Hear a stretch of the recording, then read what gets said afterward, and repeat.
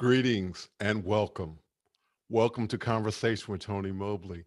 We had a bit of a delay this morning, this evening, but we are okay, and we are happy to be with you today.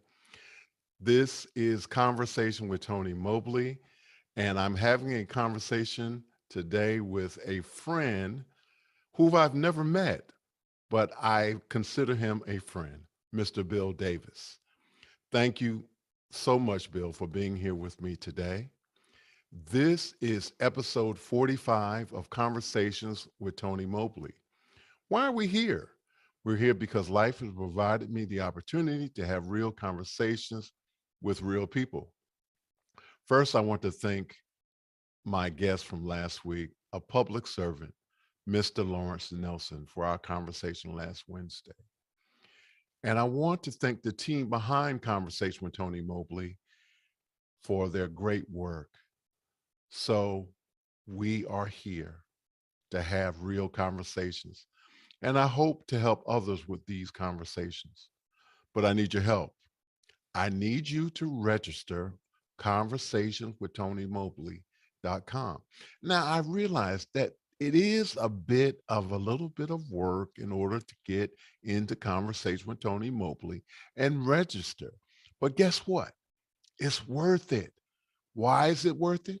Because we have the Mukana chat where you can ask your questions and your questions can be voted up and down. That's right. You can ask your questions and then Bill and I will be able to actually deal with your questions. And so if you want to make sure that your question gets asked and answered, that's where you want to do it. But if you can't do it there, then you can, of course, put your question in on YouTube. If you like this and past conversations, we ask that you like and subscribe. And so we want to encourage you to ask your questions and want you to set your bell to all notifications and be reminded of the upcoming conversations that will appear on Conversations with Tony Mobley. And now, Mr. Bill Davis, again, thank you so much, my friend, for being here with me today. Hey, And the thank you so much first for asking. and I'm so happy that you were able to be here with us today. And the first question is going to be, who is Bill Davis? Now, I have an idea who Bill Davis is, but I'm not sure those who are listening and watching know who Bill Davis is. So who is Bill Davis? I've been asking myself that over and over again for the entire history of my life. Who do I need to be this week? No, so I'm just another guy who's been in the media business forever, for a long time. Started right really barely out of high school. And before that, I got a little bit of training in theater arts and that sort of stuff. That was really my kind of gateway, is the theater community in my high school, which was a really nice theater community. And Not really much exciting about what I did there, with the exception of the fact that I did go to high school with Wonder Woman. But you can ask me about that later. Other than that, I had pretty undistinguished career, took off. I was going to be a music major, went to college to do that. Found out that I just really didn't rock with that. That didn't kind of fit right. But I started listening to and getting intrigued with radio, and that was my first career. I went into the program. I left ASU and went to the community college because they had a radio station that was really good. Got a third class broadcasting ticket, and started my radio career doing overnights at a local radio station. So that was my gateway into production that just went on and on from there. Very cool. And the next question is, what lessons have you learned from your parents that you're currently using today? All of them. And I will say this, both my parents, and particularly my mother, my father passed away when I was relatively young. And so my mom really did the yeoman's work of raising me. And so much of what has caused me to succeed, if to the extent that, whatever extent that I have, came from my mom helping me understand the emotional intelligence side of the world. Uh, you know, particularly when you get into business, you think it's all about what you can do and how smart you can be about fixing this and doing that. But I learned really quickly that really the skill that makes the biggest difference in your life is how you relate to other people. And so I will always be unimaginably thankful to my mom for giving me that key, that to pay attention not just to the things that you're doing, but how it makes other people feel. Very cool. Can we talk about Bill the Radio Man? Sure. Um, I stumbled into radio. I knew that I kind of thought it was a cool thing and I wanted to do it, but I didn't have much skill. So I went to get that back in the day. In order to be, in order to get your foot in the door in radio, one of the common paths was you'd study just enough to get what was called a third class FCC broadcast ticket. Now, that didn't mean you were an engineer or anything even close to it, but it did allow you to take transmitter readings, which had to be done every half an hour back in those early days. And so if you got that ticket, they could hire you at pennies as a cheap on-air overnight DJ, and you could do both the engineering and the DJ role. And so that was my ticket into the beginning. I started out doing overnight radio as a young radio guy. And there were a lot of parts of it that I kind of fell in love with. There are some things that I really hated about it, but overall, it started me in the media process. And because I was doing that, I started having to write some commercials. That started me off in my early days as a writer. And eventually that led me into creating complete spots for clients. And I started getting hired outside of the radio station to do more and more of that. And so that kind of pulled me in the direction of the advertising side of the business rather than being a DJ, which was a lot of fun, but didn't really have much upside potential in terms of making a living, at least back in those days. So, what was the time frame for all of this That would have radio been marketing? 72, 73, 74, those kind of years. It was right out of high school for me. And yeah, the industry was less structured. There was a brief period during the 70s when the consultants had descended on the radio industry, and you could do an overnight shift and you could have some flexibility. You could pick the music that you played. We weren't tightly formatted.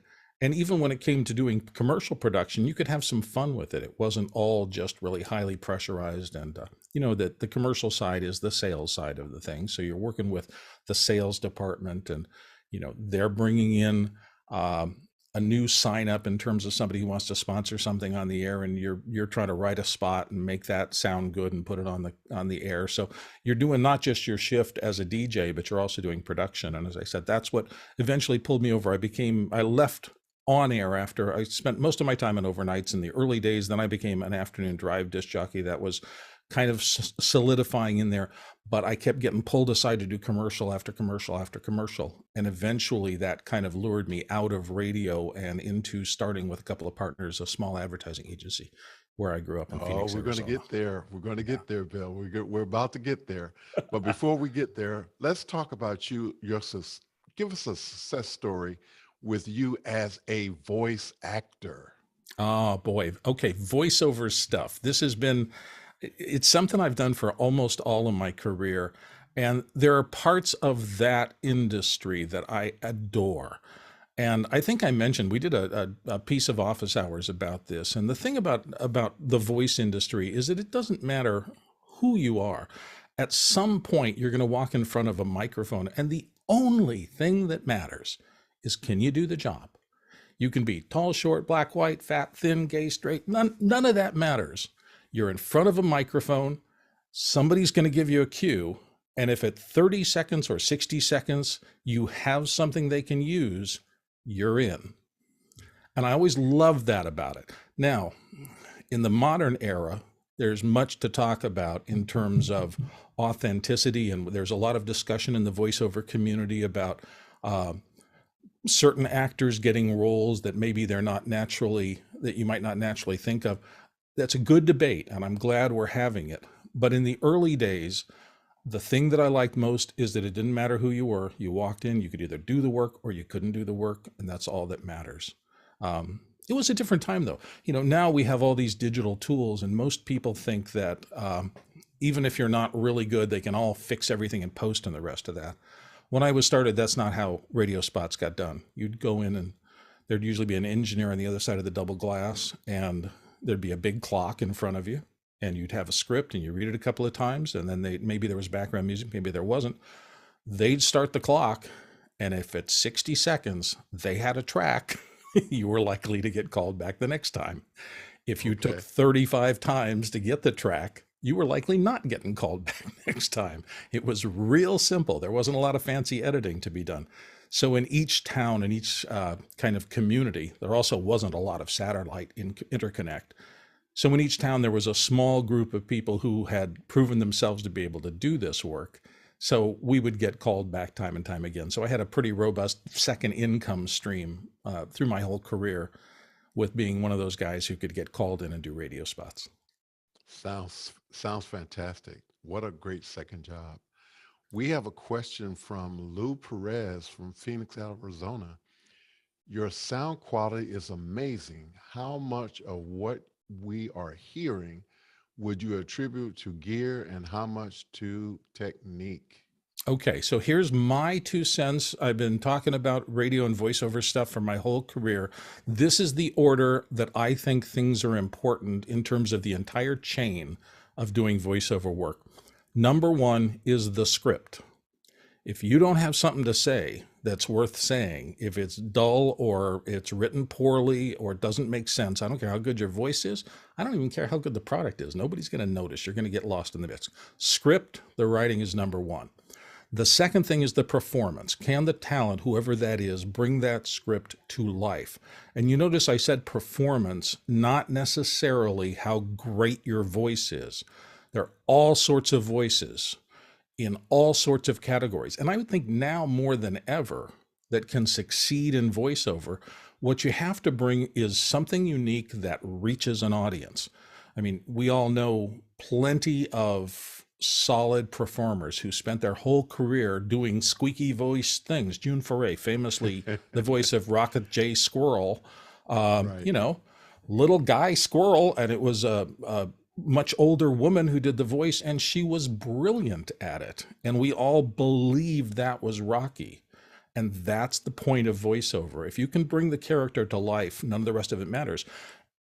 The microphone and your audio chain and what exciters you put in the pass or whether you use compression or not, all that has some effect, but that's not what makes great recordings.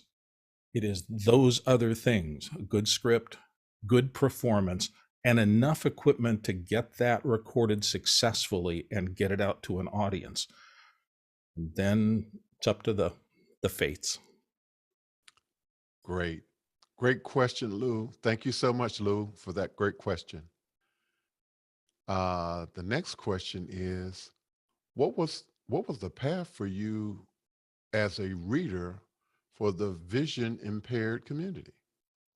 Okay, so I was a young guy and I was working in radio, and one of my first mentors, there was a guy named Nat Stevens who was the program director of KOY Radio in my markets, big station, big successful station. And I thought I could do voiceover, and I thought I might be interested in radio. So when I got finished with my college radio stuff, he's one of the first persons that I went to see. And here's what he did for me. I didn't know he was doing it, but he did. He said, after my first, he gave me, first of all, he gave me a script and he gave me a cart. We used to record these things to cart. And he said, go do a spot and I'll come back and I'll give you 5 minutes and I'll listen to it. And I recorded the spot. I brought it back. He played it. He looked at me, he said, you're terrible. You're really terrible. But I hear something in there that could be good. And I kind of went, so what should I do? He said, look, do this. I want you to go home and I want you to pick out anything. I don't care. Pick the newspaper, pick a book, pick whatever. I want you to read out loud for 15 minutes a day. And I will give you another 10 minutes in 2 weeks if you want to come back and see me again. So I went out of there and I went, okay, well, let me do that. So I actually did it. I sat down for every single day for the next 2 weeks. And I read out loud for 5 to 10, maybe 15 minutes. I went back and he gave me another cart and gave me another script. And I did the script and I took it to Nat, and Nat listened to it and he goes, "You're still terrible, but you did what I said. I can hear it. I can hear a difference. Your voice is a little bit stronger. Your muscles are a little bit better. Go back. I will see you again in 2 weeks." He put me through 5 rounds of that. And to this day, I remember it. The fifth time, the last time I went back, and this is why I remember him so fondly. Uh, he said, "Okay, you're obviously going to take this seriously. I don't have anything open on the station right now, but you've come so far and you've listened and you did what I said. So what I'm going to do is give you other things." I said, "Nat, I will never forget what you did for me in this, but I have to tell you, I just got offered a job at another station." He was the one who gave me the confidence by putting me through that and saying, "Go do the work. Go do the work. I will hear it if you do the work, and I will keep judging you until I think you have done enough to get to the minimum level of competence." And that's how I got my first radio job. Nat really set me up for success by doing that. So, Wow. in terms of exactly how you prepare yourself and you do these things, you just have to do the work. And even if nobody's listening to the work, even if nobody wants you, you just have to keep doing it. Then when that moment opens up, you're going to be ready. Very cool. Thank you. Thank you for sharing that. Perseverance. Wow. We have a question from Ike Potter of Hanover, Germany. "I admire your professional professionalism and passion to get better every day in every detail. Where does it come from? Inborn curiosity or parental genes?" Hi, Ike. Nice to hear from you. I don't know which, I would say it's a combination of everything in your life. At some point, you get tired of messing up. And so you realize you have to work hard to not mess up. And I think somebody once described talent to me as an innate willingness to improve. That some people struggle to improve, and they struggle so much that they stop. They just say, I can't do this anymore. The people who are said to have talent are the people who, for some reason, that process of iterate and improve a little bit and iterate and improve a little bit, and they enjoy that path, that those are the ones who end up being called talented. It's not necessarily a functional thing that's built into your genetics or something. Now, after I said that, I want to say that, if you're a 5'3" athlete and you dream of playing in the NBA, I'm not sure you're going to have an easy path of that. I mean, we can count the people under 6 feet tall who have played professional basketball in the NBA in a very short set of fingers.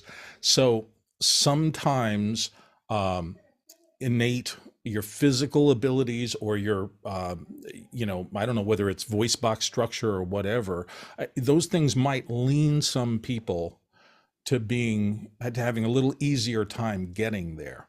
But I don't think it is entirely that some person is just more genius at being able to do this work than another. I think it's a combination. I think it has to be a combination of some innate abilities that's just part of who you are, your makeup, but then that hard work um, to get the rest of the way. I think even the great geniuses we hear about in history, the Mozarts who were able to do brilliant things very young, they still had to form all those pathways in their brain to be able to do it. Maybe they had a way to hear things that the rest of us don't, but they worked at it and they eventually wrote it all down, and it got codified in a way that it got sent to the rest of us out in the world, and everybody went, wow, they're really good at that. But there's always that work along the way. Got to do the work.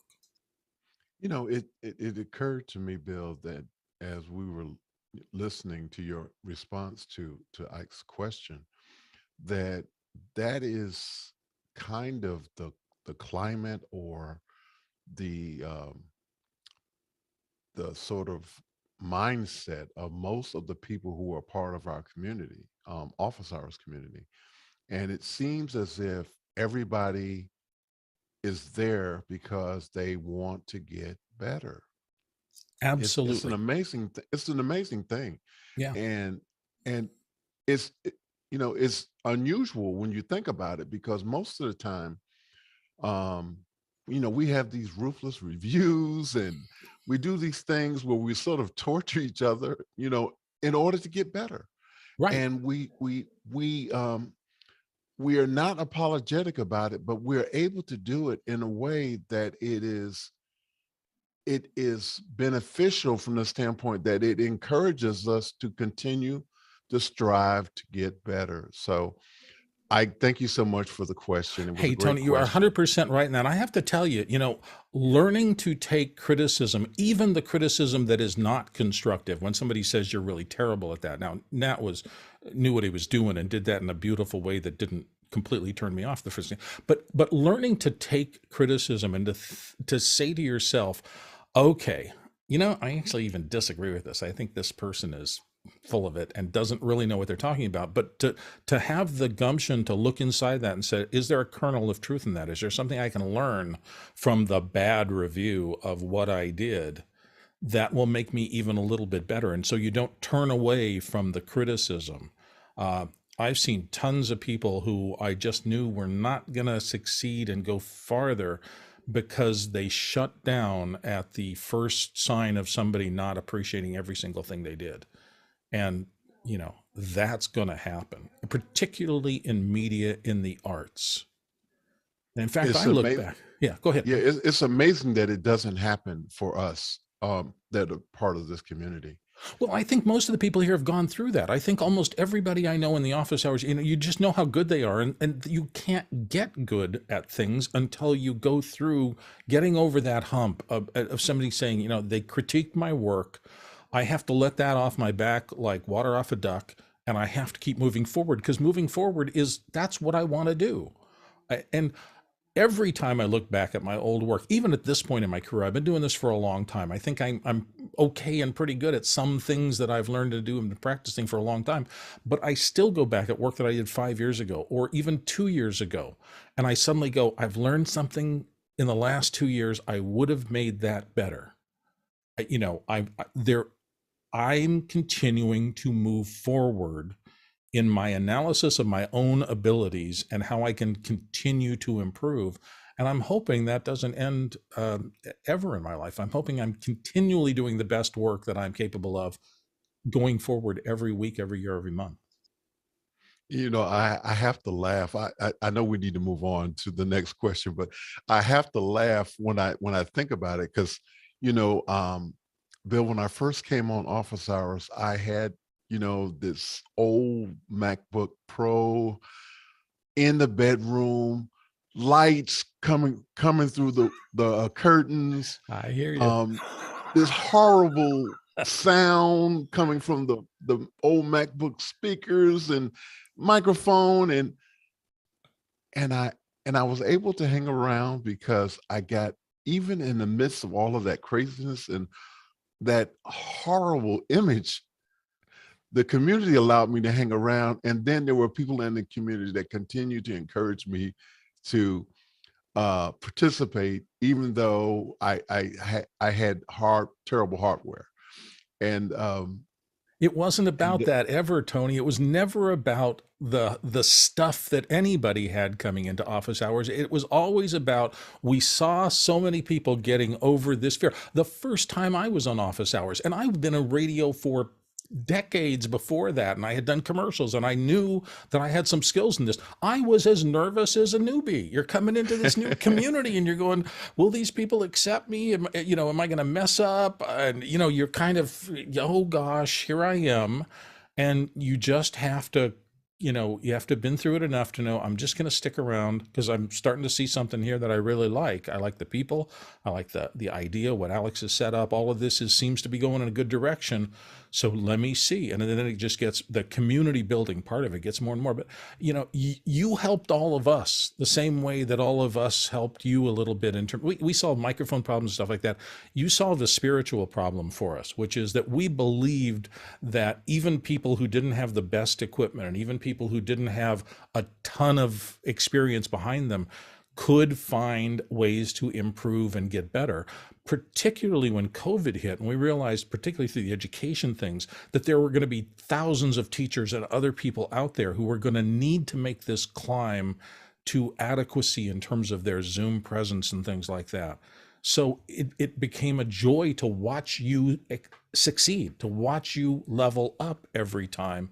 I think that was one of the emotional, true enjoyments for me of the whole office hours experience. And we've done that, all sorts of people. Somebody comes in knowing a great thing about Absolutely. one thing, but they don't know about this, and we can help them know about this and get better at it.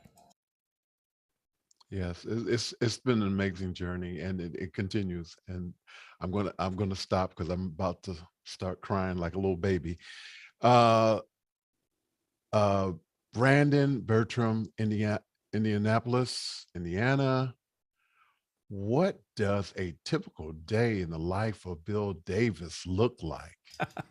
Well, it's not as frenetic as it was some years past. I get up very early because of office hours, obviously.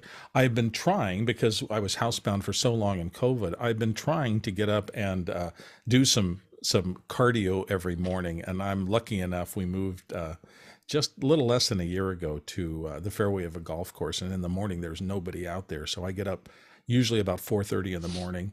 And if I have the energy, I will strap on my walking shoes and go out and do a couple of hours on the cart paths around the golf course, which is really nice. It's usually pitch dark. There's nobody out there. I have a pure white uh, hooded sweatshirt so that people know I'm not sneaking around, because I want it to be pretty visible out there. But I do that, come back, take a shower, get ready for the show, do the show. So that takes me until about 9 o'clock in the morning. And then client work from that point on. I'm still pretty actively engaged in doing all sorts of production. I'm mostly a video editor now. I work for a couple of advertising agencies who produce all sorts of different kinds of work. So on an average day, I might be working at spots, I might be working at radio, I might be working on TV, I might be working on longer form narrative projects. We may be doing videos for training, we may be doing videos for broadcast commercials or something like that. So usually there's a group of work. Because I've learned some tools like Final Cut, everybody knows I'm kind of a big advocate of that. I tend to get the work done a lot faster than I used to. So I try to have relatively short working days if I can manage it, because I have this fabulous wife and I like to spend a little time in the afternoon with her and the dog just on the patio watching the sun go down. So that's a typical day for me. Thank you, Brandon, for that great question. Please share how you are embracing new technology for personal development. Okay, technology. Let's open the lid on the big bear here. And the reason I call it the big bear is because I've never been at a time in my career when tech was changing, shifting, reinventing itself, morphing as fast as it does today. Um, I'm also going to confess that when I got into office hours the first couple of times, one of the things that bing went on in my head was how much the technology of communications was literally being reinvented under me in real time in my life. And actually, it goes back a little farther than that. I've been going to NAB for a lot of times, and because I'm a video editor and involved in Final Cut, I was with a lot of people who were the kind of people who are willing to take a change. I had edited on other platforms for a long time that were one way. Final Cut was kind of a different approach to it, the magnetic timeline and all those things. So we don't need to go into that kind of stuff. But I found myself around a lot of people who were willing to change and look at old ways of doing things in a new filter. Because I was around those people, um, when I started, some of them brought me into more technology things, and I was put on a couple of crews to do NAB.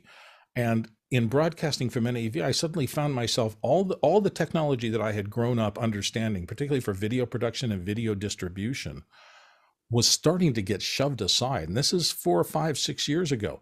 The coaxial cables were gone, and suddenly it was video over IP, and it didn't work the same way. For most of my career, if I wanted to hook video to a monitor, you'd connect a BNC, and the picture was either there or it wasn't. And the first time I plugged an Ethernet cable in and went, "What's wrong? There's no picture here. Let me see if I can figure it out. Let me go get a manual or something." I walked over and I came back like 3 minutes later and there was a picture there. And it took me a long time to figure out that this whole new digital delivery thing was doing a whole bunch of stuff in the background. It really was an internet protocol. And so it was asking permissions and hacking back and hacking back. And it might take 30 seconds for a signal to come up once you put that in the plug. And I thought, okay, so everything is changing. It's time to double down and learn some new technology, learn some new ways. I have to get rid of the old ways. I'm thinking about it. And that's happened over and over again in the last 10 years that I've been practicing this. A lot of things that I relied on as touchstones just changed and went away. And you just have to deal with it. I remember the first time I was online in a discussion group, and they were talking about commercials. Now, I've done thousands of commercials over the course of my life.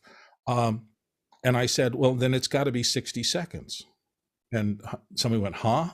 And I said, yeah, you buy a broadcast commercial and 62 seconds doesn't fly. And 58 seconds means that there's going to be 2 seconds of silence because they sell blocks of time on the radio in 60 seconds for a spot. You're either, Right. it's either 60 seconds or you're either wasting or you're over, and they'll cut off the end. And if the last thing on the spot is, call 367-6400, and they cut off the last part of that, they're not going to get the phone number and nobody's going to call. Then the ping back to me was, it's for the web. And I realized, oh, it doesn't matter if it's 60 seconds. It's just Right. going on a website.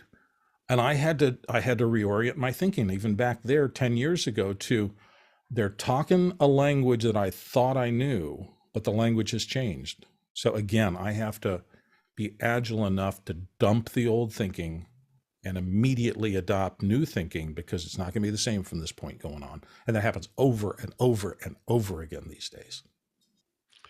Bill, I want you to share your current setup. You don't have to show it, but if you could explain it just for those who might be wondering where you are right now with what camera, what microphone, It's a real and mess right now. I think the side camera is on, so I think I can actually do it. Oh, there we go.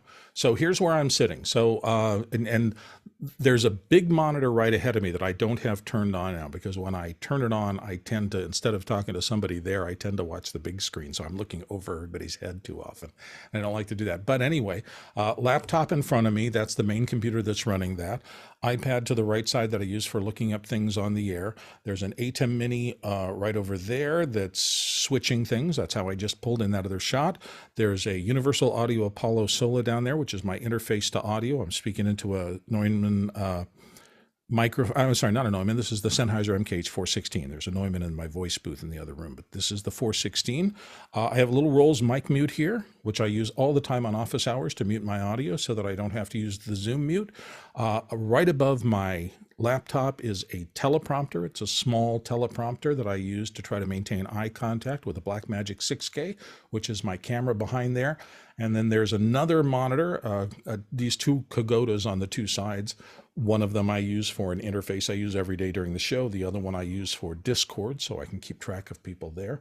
And actually, on a gig 2 days ago, I had to add another iPad to the side because I had to keep track of yet another line. So I'm sitting here surrounded by at least 7 video monitors. Does everyone need to wow. do that? No. This is for me, because I'm here 2 to 3 hours a day, every day, managing feed and stuff. In fact, you see the clocks up there. For a long time, one is on San Diego time, one is on London, and one is on Beijing. I had clients in London. My wife spent a lot of time as a teacher and used to work for a English as a second language teaching school that was in Beijing, so we kept track of her time too. And so in this global world, I can reset these clocks to different times depending on when my clients need to be there, and that helps me keep track of whether they're in the middle of the night or something else. So that's my current setup around me. That's what's going on. Thank you so much for sharing that. That's okay. The next question is, can you share some of your early experiences in streaming during the pandemic? Yeah, I didn't do a lot of it before office hours. And so I climbed the same mountain that almost everybody else I know on office hours climbed. When I first started out, I came into the show from my voice booth, and I have a commercial voice booth in the other room in there.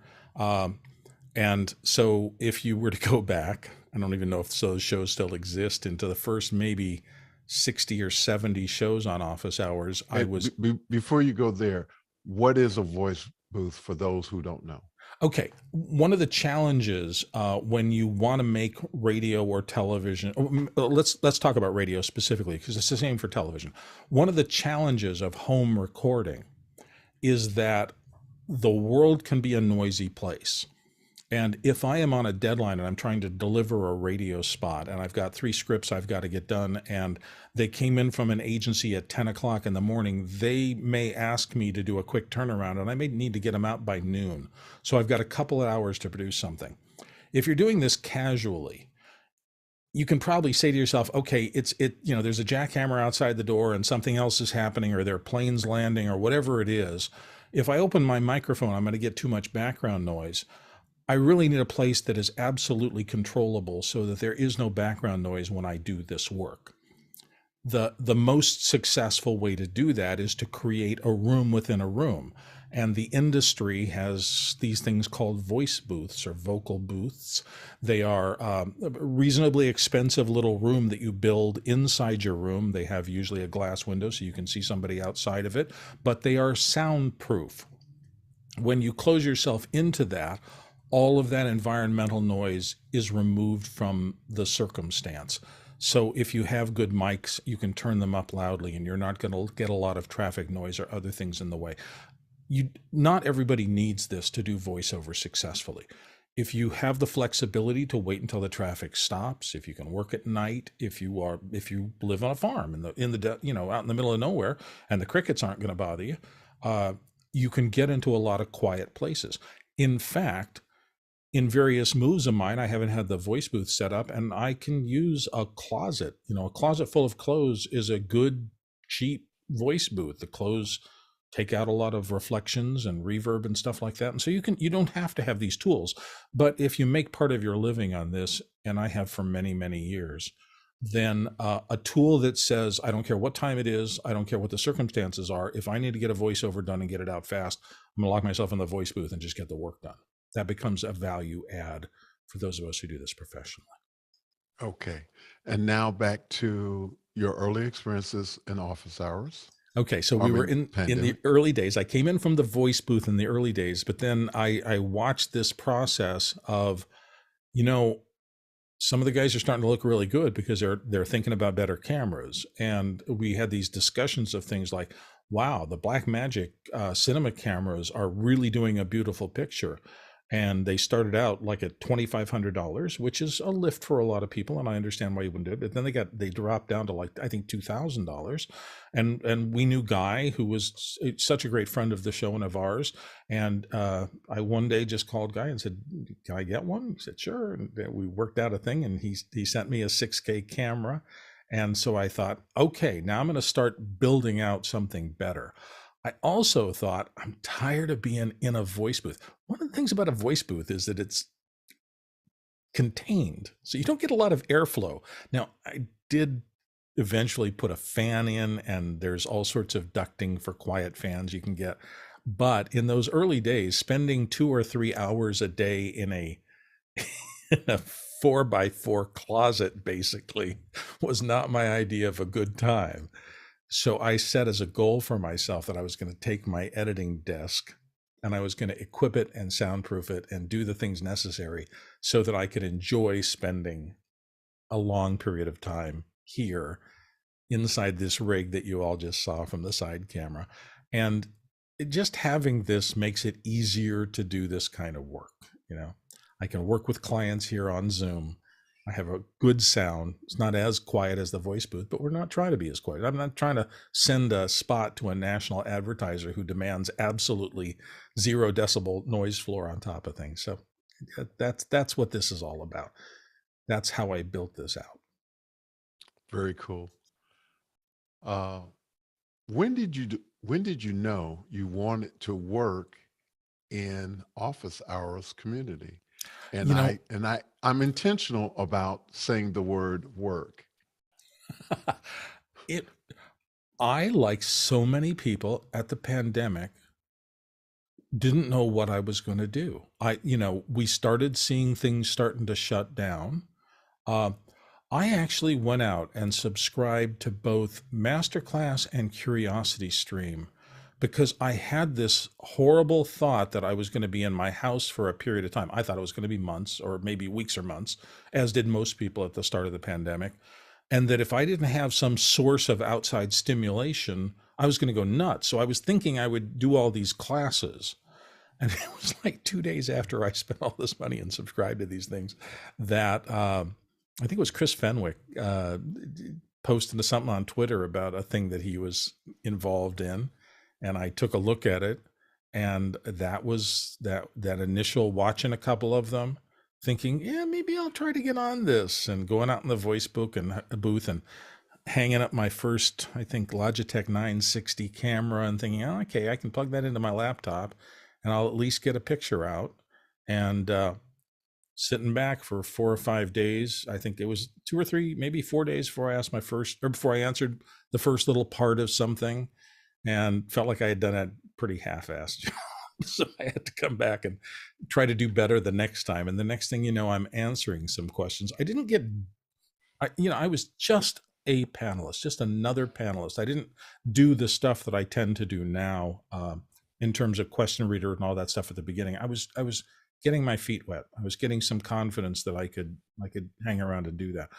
I did know I had the announcing chops because I've been doing that my whole life, but I felt like it wasn't right for me to come in what seemed like a more cohesive group of people who had been in this environment longer than I had, and just go waving my hands going, I can announce. Do you want me to announce? That's not how I've generally found success in getting into communities.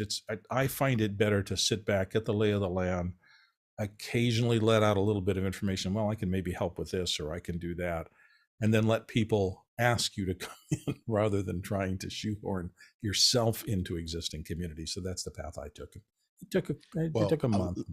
Let me say that you are doing a great job at the work, because you're working hard, and you've given us 5 days, and then you take care of Mrs. Davis on Saturday and Sunday, and so we appreciate the 5 days that you give us. Listen, my wife is so much more wife than I deserve in every possible part of the world that if I didn't do that, I would be the dumbest person in the world. I married just such a wonderful woman, and still, after we've been married almost 40 years, yeah, I'm not going to mess that up. I'm still astonished to this day that when I approached the idea of getting married, she didn't look at me and run away. So, Well, thank you, Mrs. Davis. We appreciate you sharing your husband with us. The next question is from Guy Cochran. hi, Guy. How have online communities helped you in your career? Boy, that goes so far back. When I was trying to understand computers in my very earliest days, I, I I used a tax refund one year to buy a Macintosh 128K computer, the very first one. I mean, literally, I think I bought mine in April of 1984, 4 months after they were kind of announced, maybe even less than 4 months. It was easily one of the earliest Macs in Phoenix at the time. I bought that and a little image writer printer and all the software that was available at the time, which was, I think, 3 programs. And then I had to learn how to use it. Now, it was great that its icon interface let me explore and do things, but eventually I started getting frustrated. More software was coming out. I didn't know much. So I started getting involved in what were called users groups. That was a big deal in computers in the early days when there really wasn't much formal training. These things were new and they were coming out. And so in Arizona, I helped some guys start a little thing called the Macintosh Users Group. And we started meeting regularly to share techniques to, have you run into this problem before? Yeah. Oh, how did you solve it? Oh, great. Okay. And then the next person who goes, I've run into this problem. Oh, yeah. We were talking about that 2 weeks ago. We solved it. So here it is. So it was a community based process of sharing information, very much like what office hours is today. I think there's a lot of things in the office hours model that Alex has so brilliantly evangelized that come out of that kind of thinking from the early days of computer users groups and things like that. And everybody's going to get together, share information, and try to help everybody advance. So that's how. So I've been a part of those kind of things my entire career. I ended up running a couple of those users groups. Always with a little bit of a selfish thing behind it. I mean, you think that's all altruistic. It's not. By getting up and making presentations about things for other people, even if you're doing it for free, it really does burn that into your thinking. You've had to do a little research and dig a little deeper. And so you become more solid in your understanding of the technology. So a lot of these things I've done, there's kind of a balance. Yes, I'm doing it to try to be, do something, put something back into other people and help them learn things. But I'm also mindful of the fact that it's making me stronger to do that.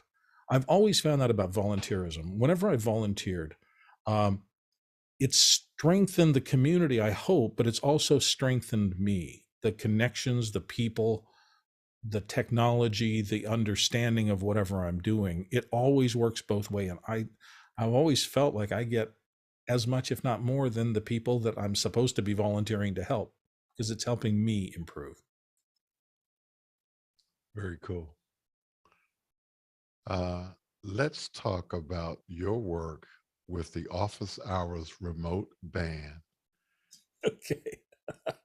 That's been such fun. Uh, um, there are so many things that Office Hours has spun off over the course of the time we've been here, and the band is one of the most joyful of those things. I I don't know if I mentioned at ASU, I started out as a music major, and I always thought it's because of a deep love for music, but I found that I was not particularly talented at playing in the instrument.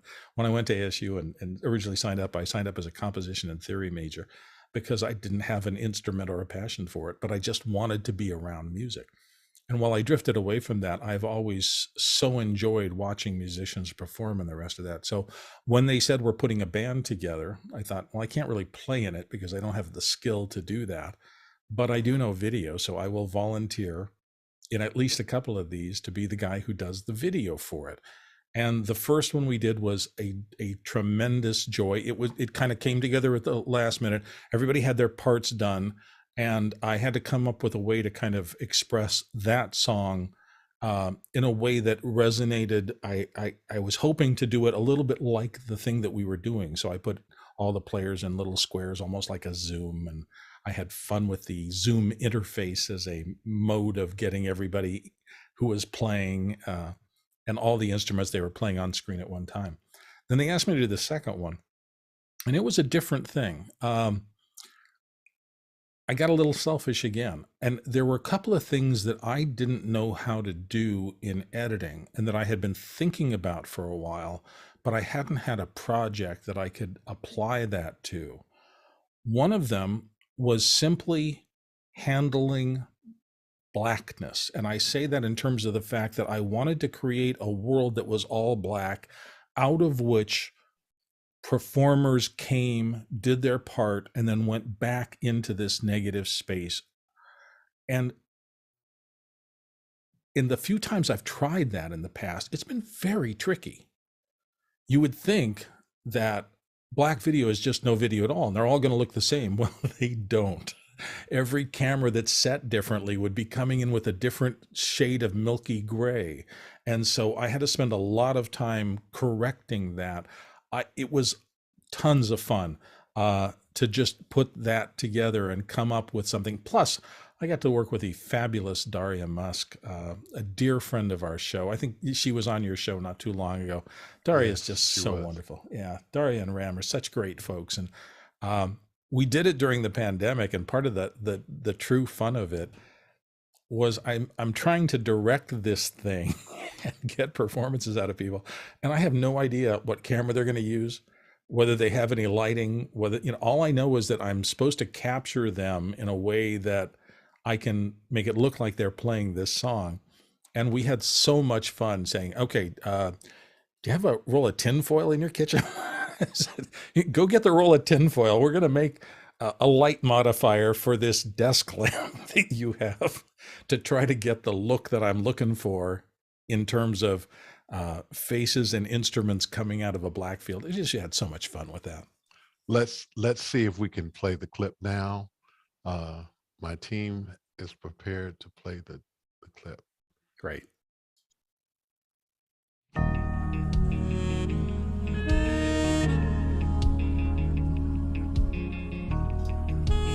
don't think we're hearing it. It's kind of Nope. I think they can Here's hear a it. We world may that not. man can eat at all, where things are big that shouldn't be small. And who can tell what magic spell we'll be doing for us? And now I I'm have to say, giving all my love to this world, just visually, only to so be we can't hear told what I can see and I can It was breathe. such joy. No more we will be. These performances, so many talented musicians. Cause nothing's gonna change the way we live. So we can always take but never give. And everything is changing for the worse, see. It's a crazy world we're living in, and I just can't see that half of us immersed in sin is all we have to give for futures made out of virtual insanity. Now always seem to be governed by this love we have, or useless twisting of a new technology. For now there is no sound, for we all live underground.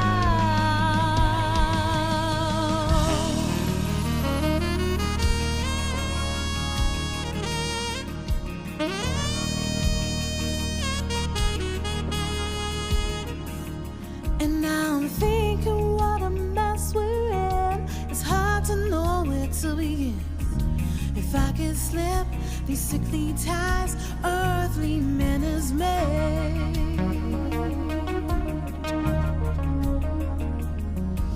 and now every mother can choose the color of a child. That's not nature's way.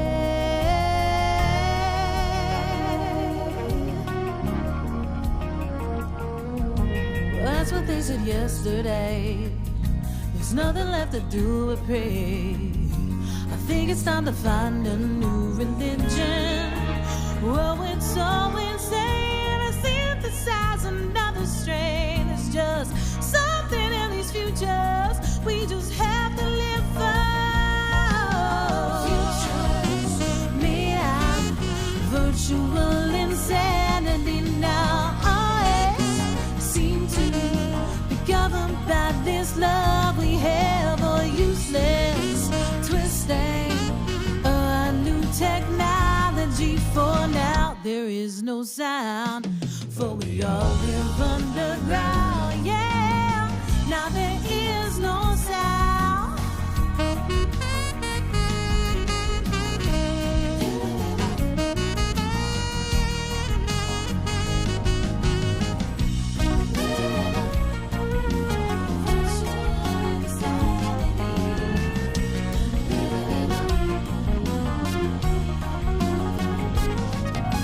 Futures made out of virtual insanity now always seem to be governed by this love we have, or useless twisting whole new technology. For now there is no sound.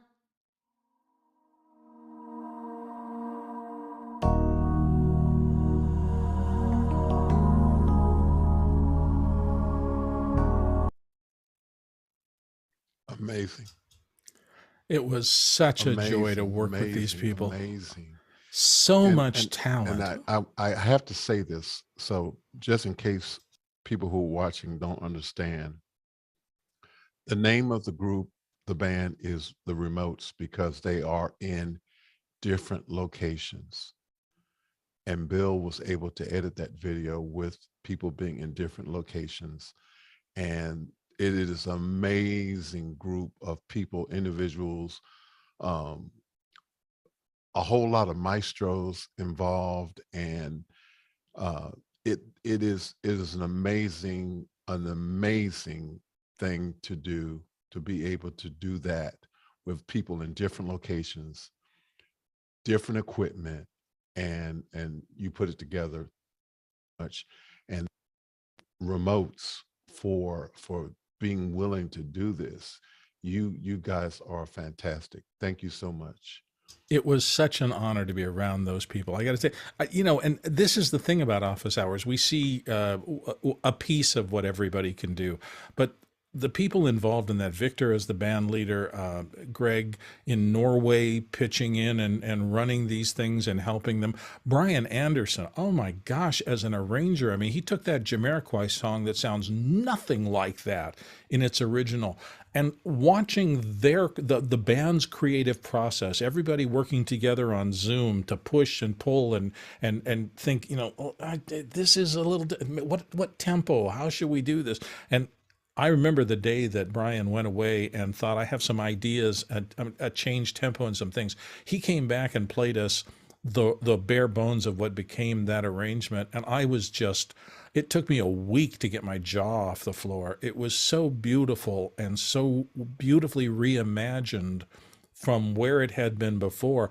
And then to see all the other musicians just cling to, yes, we can build on this, and then watch them each put in their little bit of magic to make it what it was. It was just so much fun to be involved in that. Absolutely. And I don't want to leave. I don't want. I want to hear it again, but we have to go on. So I'm going to. I hope I don't mess this up. This is. I'm going to say Hershad, Hershad, and forgive me if I'm messing your name up. When I first got to meet, or rather hear you, Bill, I asked a question on office hours about accessibility. I would like if you can elaborate a little bit more on your relationship with accessibility and much, much more. Thank you all. Ah, Harshid, yeah, I remember you've asked multiple questions. It's great to have you here today. So uh, here I'm going to tell you another thing that you think it was 100% out to us. It wasn't. When Nat Stevens, I mentioned him earlier, the program director got me. He said, you're going to get stronger the more you do it. And I thought, well, then I should maybe find a way to talk aloud every day. And I looked around, and during college, I had gotten a little bit hooked up with what used to be called the Talking Book Library, and they were a service that read college textbooks on demand for students who were visually impaired, um, to help them get through college. And that was an amazing learning experience for me, because now I'm sitting here in geometry textbooks with an actual mathematician nearby who can get me out of trouble when I mess it up, and trying to describe to a visually impaired learner these diagrams and things like that. It was challenging, but it was fun. I did that for a while I was in college, and I realized that I really wasn't qualified to do too much beyond the level of intermediate, because I didn't have that much of a technical background. And there was another service at the same time called Sun Sounds. And Sun Sounds was a radio reading service that did the papers. It did contemporary stuff. So every morning, a team would get up and read through the Arizona Republic, the morning paper. Another team would come in later in the day and do the Phoenix Gazette, which is the afternoon paper. And all through the days, volunteers would come in and read contemporary print periodicals for the community who couldn't read them for themselves. And so I thought, well, Nat told me I should be doing a lot of reading to improve my voice. And here's a group that needs somebody reading to them. What a good match. So I ended up doing a lot of work for Sun Sounds. I spent about maybe 5 or 6 years there doing the morning paper with a series of partners. And it just got me up every morning at, 7 o'clock, we would go on air. And for a couple of hours, we would read through the morning paper for that community. I'm sure there are automated reading services that do the wire service and things like now, so it probably isn't still around. But that was that combination of, yes, I'm doing something that I'm hoping helps a community that needs a little assistance in this thing, but I'm also learning some stuff on my own. I'm improving every day the musculature of being able to be a performer with my voice. And so we're all benefiting. And so, and I will also say that the head of that organization was a person who was blind, and my relationship with Bill over the course of those 4 or 5 years that I did that work at the station and at with Sun Sounds got me over a lot of the humps. Sometimes people who have a disability like that, I remember the day I took my son in to meet Bill, and I had been working with Bill for a while, and I said, Mike, this is Bill. I work with him every day here at the station. And Mike put out his right hand, and Bill was holding his assistance stick in that hand. And so I said, no, Mike, switch hands. And there was a little bit of uncomfortableness. And I look back at it and I think, but this is the lesson he had to learn. He has to put himself in somebody else's shoes and understand that people who are differently able need different kinds. You pay attention. If you pay attention, you don't always have to help and you don't have to do things, but you should try to be attentive in the world to people who have to navigate their way through the world differently than you do. I think it was a powerful lesson for him to meet people, brush up against that and not have to feel uncomfortable. This is my friend, and the more you work around communities, the easier it gets to work around all sorts of diverse communities. I don't care what the diversity is. There's nothing more off-putting than not knowing. And once you know that essentially everybody is just Bill, like everybody else.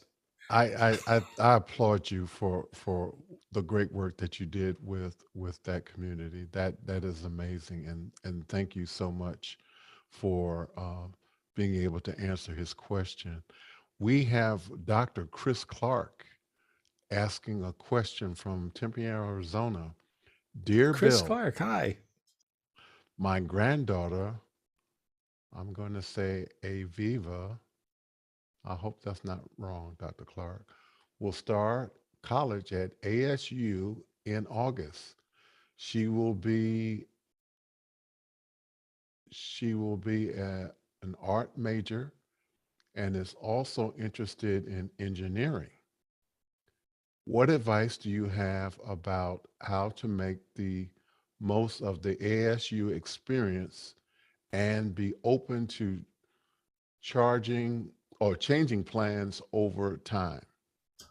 I hope her college experience is a little bit like mine. Now, mine was not a straight path, and it wasn't just an experience where I went in and I got a 4-year degree and I was out of there. No, I got pulled aside. And I think a lot of people do. I look at college as that transition time between I'm in the cocoon of my home with my parents and everybody, and now I have to go out in the world. And that's a scary and daunting thing. The fact that colleges provide and have tradition over the course of all time provided this kind of transitional period. Often you're in a dorm or in some sort of housing circumstance that your parents can feel comfortable because it's safe and you're not out in the bad part of town trying to scrape by in a little apartment or something like that. But on top of that, you are going to discover yourself. You're going to have to figure out how to do the things that have been done for you on your own. I remember in my first little crummy apartment when I was going to ASU, I learned a very tough lesson. I hadn't cleaned up my dishes pretty well as I should, and I got food poisoning. It was a welcome to the world. It is the difference between thinking that doing the dishes and keeping things clean is important and living with the results of not having learned that lesson. And you learn it real fast. I do not want to be sick like this again for a week. I'm going to fix that behavior and change it. So for your daughter, I just Granddaughter. granddaughter, I'm sorry, yeah, for your Mhm. granddaughter, she is going to go out there and she's going to get pulled into all sorts of directions. She will probably learn some hard lessons, but with that cocoon underneath her. And if she's like me, something will hook into her, and there will at least be some things that she says, I don't want to go over to that college. I'm kind of really interested in this college. Sometimes those can be tough as a young person is exploring. For me, it worked out, I think, pretty well, because I ended up doing things for my whole life that I truly love doing. And I'm here late in my life and I have no interest in retiring for what I'm doing because I truly still love what I do.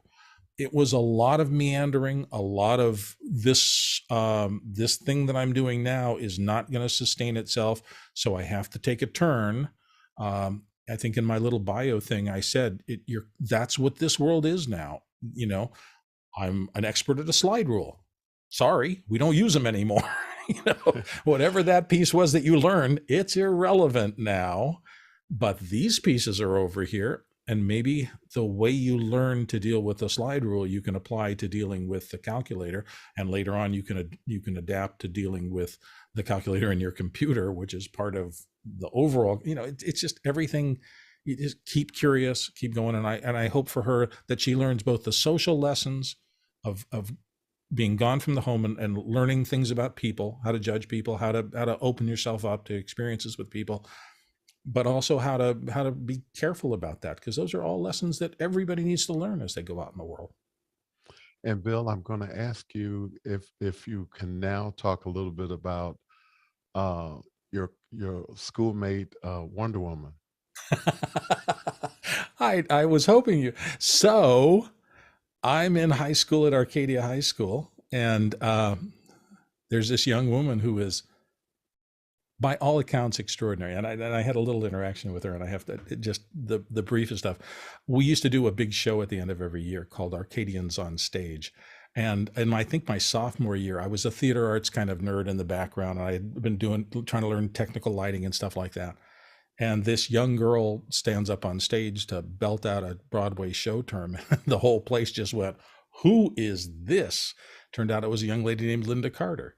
And Linda Carter, the next year, uh, well, even that year, and so because she was in the theater arts department, we had a few interactions, not very much, but she did say one time, as we were just casually talking in a group, "Yeah, I'm starting to sing in a local restaurant." And I thought, well, that must be interesting. So I actually picked myself up and went to a restaurant on Central Avenue in Phoenix to watch a young Linda Carter perform with a jazz band. I couldn't get in because I was underage, but she knew I was there, and she sent a friend out to say, "I'm sorry you can't get in. Thanks for coming, but I have a friend who you might want to talk to in the interim." And she kind of did a little bit of setting me up. I was just such a foolish young kid. And I didn't see her much after that. She immediately thereafter headed off towards Hollywood and became Wonder Woman on TV. I will say, in all the interactions I had with Linda Carter, maybe 2 or 3 dozen over the course of my high school thing, she was never less than the sweetest person I knew. You hear about Hollywood stars having big egos, and with the immensity of her talent, she had every right to be a diva and never was. I look back at the fact that she was just nice to everybody that I ever saw her encounter. So I have a warm spot in my heart for Miss Carter. Fantastic. Thank you. Thank you. We're in speed round now, Bill. So Oh gosh, is we're it almost over? Right? yeah, we're in speed round. So we're gonna try to go through these last few questions kind of quickly. What lessons have you learned about hosting live events? Um, One of the things Alex has said, "Be yourself, but be 20% more," I think is spot on. It is an energy that you have to bring to this. If your energy is down, it will bring the audience down. Listening is important. It's an interesting multi-track thing you have to do in your brain. You have to pay attention to what's going on, but you also have to keep track of time, keep track of guests, keep track of where you're going next.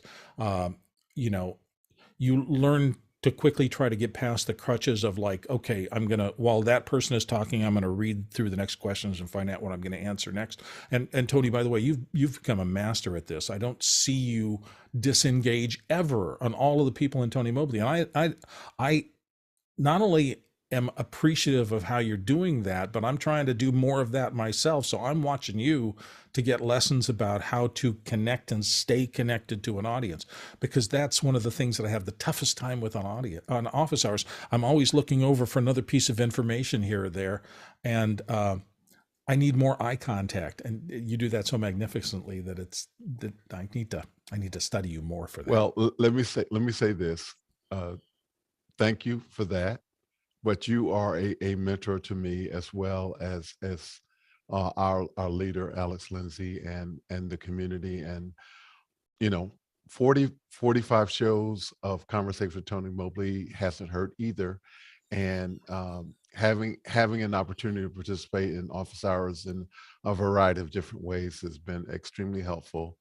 And so I wanted you to know that I appreciate you, and I have been taking note of you and how you and Liberty, interact, and you guys have really gave me a great role models to follow. So I Right back appreciate at you. you. That's the whole community is, that's one thing that Alex has established. We share. If you have a technique, if you have a little thing that you've learned somewhere along the way, share it with somebody, because that old idea that I have to keep all my secrets to myself so I can be better than other people, that's not how this works. It's not. No, it isn't. What you send out into the world comes back to you many times over. So that's been my experience anyway. Well, again, I want to say thank you. The next question is, do you use social media?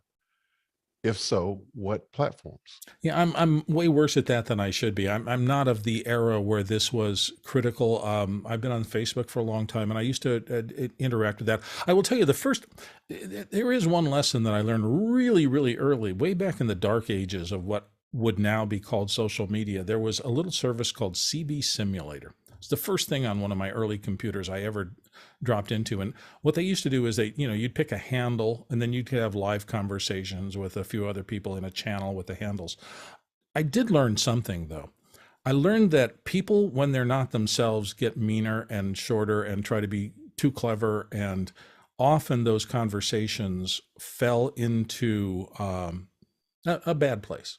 Not always, but more than I wanted them to.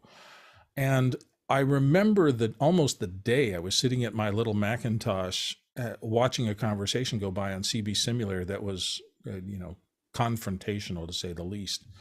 And I said, I'm going to stop. I'm done with this. I don't like handles. That was the last time I used anything other than my actual own name on any social media site. And the reason that I did that is I just said to myself, if it's worth saying, it's worth saying under your own name and backing up. I'm not always going to be right. I'm going to get stuff wrong. And in fact, I will probably be really stupid sometimes, but it's going to be me being stupid. Because at least if it's under my name, I will have the thought that I should be able to back up this opinion with something.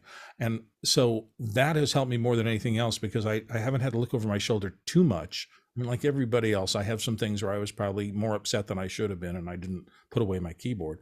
But at least when you're yourself, you try to take responsibility for what you say, and maybe that turns down some of the rhetoric. So that was a lesson. Can you talk about future projects that you're thinking of? This is going to be my longest pause, because I have something that I'm working on with my wife that might involve office hours, but we're not ready to talk about it yet. So I'm sorry, this is going to be a bad. Yeah, it's a stay tuned kind of thing. You may be hearing about it in a few months. And we will stay tuned. We'll be waiting with bated breath. Yeah. So thank you. You're speaking to the world. What do you want them to know, Bill Davis? That the world is a wonderful place. And can you please stop fighting about that? I mean, it's been a tough couple of years. First, we had to handle COVID, and we all had to come, there was so much stress from that. I watched so many people who I love and care for just be stressed by that, by the constant steeping in that there could be something dangerous out there and we don't know how to handle it. And we've all seen all the politics behind that and the rest of that. And now we have another flashpoint in the world and another war, and we're seeing all sorts of pictures. I mean, I grew up during the Vietnam era and had to deal with that conflict and the fact that we saw stuff constantly that was the worst of humanity. And we're back there again. And I'm sad about it. I understand this has been happening through the whole course of human history, but I so want to get to a place where we don't have to fill our heads with people who are trying to get ahead by making somebody else smaller, which is, I think, what all of these violent conflicts really have at their heart. I wish we could get to the place where we can bring each other along. I know that that's Pollyannish, and I know it's probably never going to happen entirely, and I know conflict is a part of human nature. All of those things are true, and we've never gotten to this magical land where everybody just gets along, and we probably never will, and probably shouldn't. I mean, maybe that's not human nature. But boy, when these things blow up like they have lately, and you watch so many people who do not deserve to have their possibilities in life either eliminated or snuffed out, and then it's happening. You just have Bill, to I'm hang I'm on. going to interrupt you from this standpoint. I am hopeful. I am hopeful. We've I always have eventually reason. come out of it. Yeah. I have reason not to be hopeful, but I am hopeful. And I tell you that part of the reason that Conversation with Tony Mobley exists is because I'm hopeful.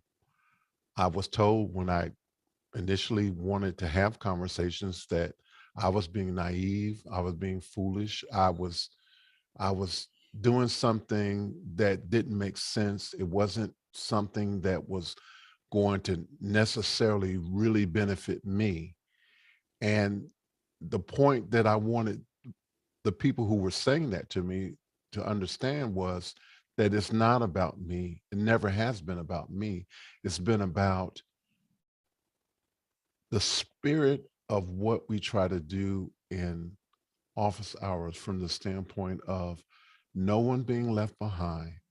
And despite all of the crazy things that we're dealing with, COVID, Ukraine, racism, politics, all of that, if we are able to see each other as human beings and realize that we have more things in common than we don't, then we can have a breakthrough.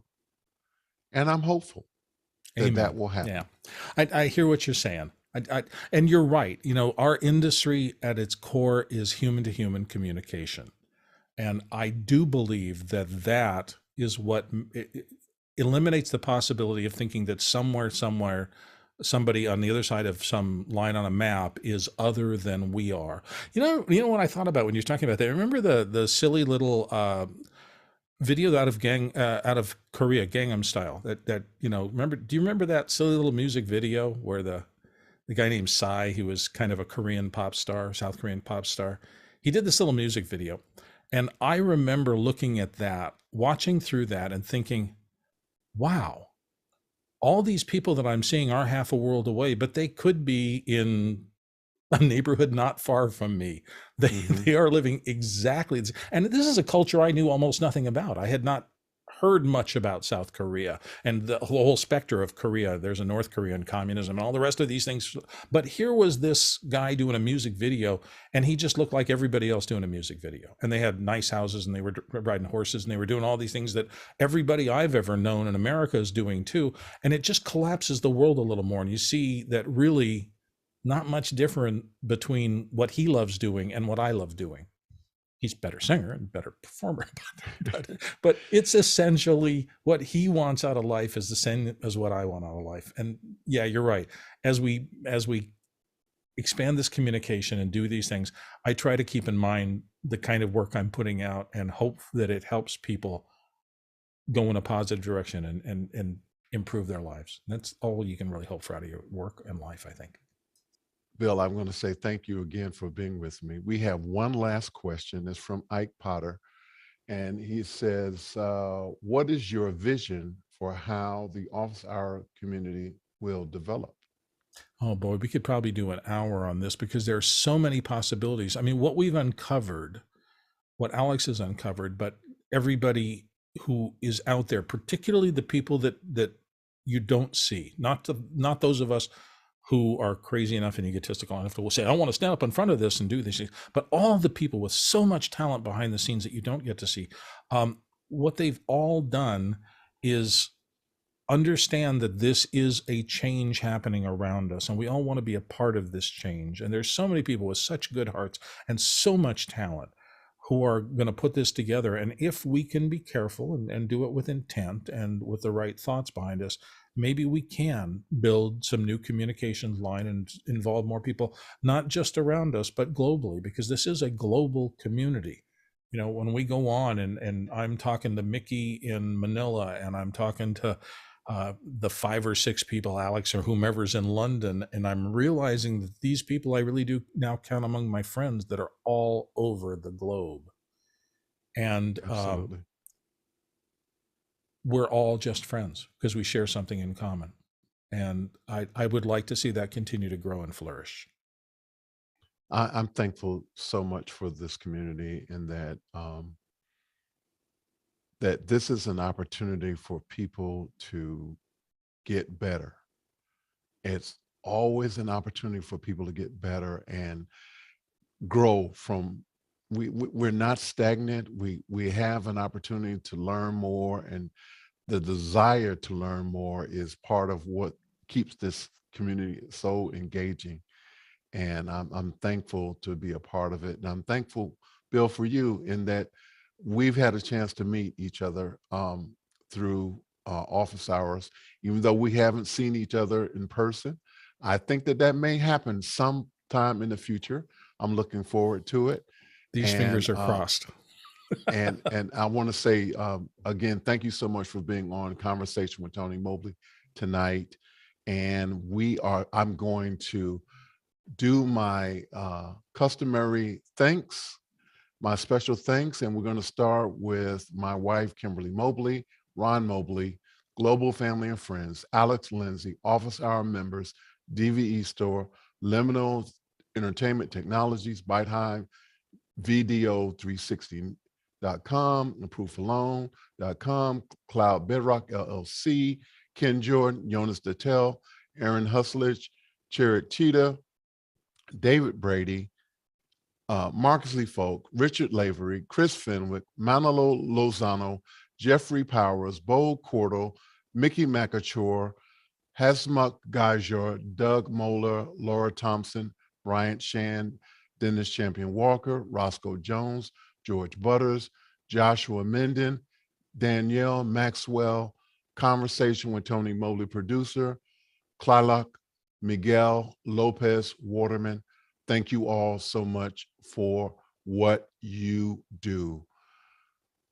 Mr. Bill Davis, thank you for your great work. Thank you for being a friend. You too, and Next thank week, you for having me on. Thank you, sir, again. Featured guest next week is Dr. John Eves, candidate for Secretary of State for Georgia. That's right, Mr. John Eves, candidate for Secretary of State for Georgia, is going to be my guest next week, and come and ask your questions and get to know Dr. Eves. Conversation with Tony Mobley is an opportunity to have conversations with real people. We ask that you like and subscribe. And I want to say thank you again, Bill Davis. Take care, everyone. Good night. And we will see you in the streams. Take care, everyone. Good night. Bye-bye.